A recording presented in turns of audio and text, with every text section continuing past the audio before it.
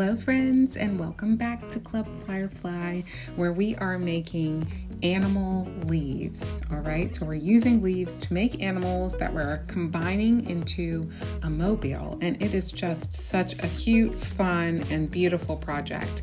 So we are on animal number 5. We've done a bird, we've done a fish, we've done a wolf, we've done an owl, and today we are doing a fox.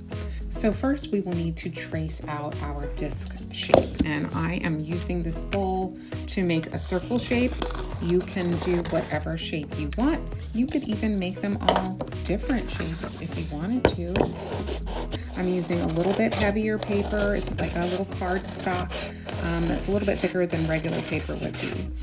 And just cutting out my circle shape. All right, keeping my scraps because I can use them for something else. And then flipping my paper over so I've got my pencil on the back side. Then we'll punch a hole. You guys are pros at this by now.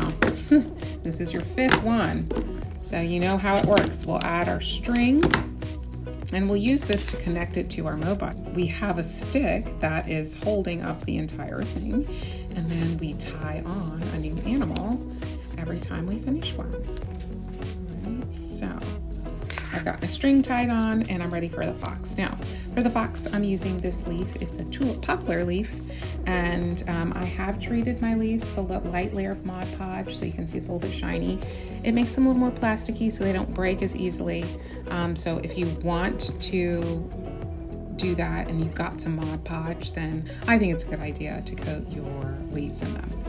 And so for the fox, we're going to turn it this way, and we're actually going to have to paint a little bit for this one. So I've got some white paint, and we're going to use the white paint to create the fur of the fox. I'm going to set my disc to the side for now. And this white paint was some thinned out acrylic that I used actually when we did the little ghost project. Do you remember that one? So I'm going to use that for the fox. And we're just creating like the side.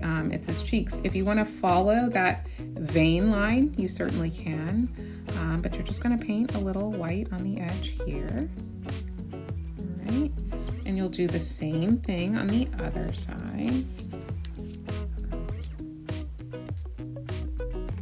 So that looks like the sides of a fox. They have a very distinct pattern on their fur. So I've got my white there. And then we will do some white for the ears, the inside of the ears. And so these two are going to be the ears here. So we'll make just a little triangle shape inside of our ears. So let your paint dry for a minute before you add on the nose and the eyes of the fox, because we're going to use our black Sharpie for that.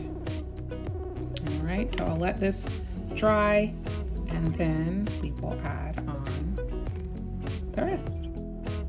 All right, our white paint is dry, and all we have to do now is add in the nose and the eyes for our fox. So I am going to use a black Sharpie, and right here in between that white, I'm just going to draw a triangle for our fox nose.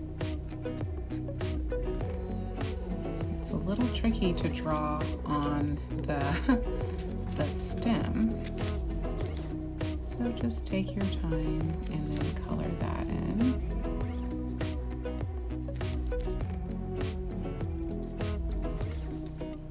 All right, so now our fox has a nose, and now all he needs are some eyes.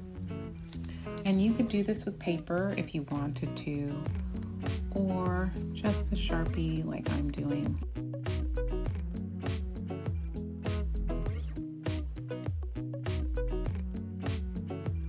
All right, here we go.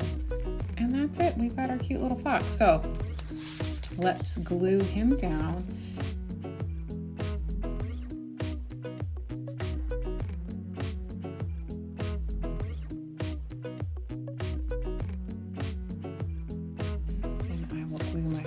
Down. I can't wait to add him to our wall hanging, our leaf animal mobile. All right, there he is, Mr. Fox. tune in next time for leaf animal number 6. See you soon.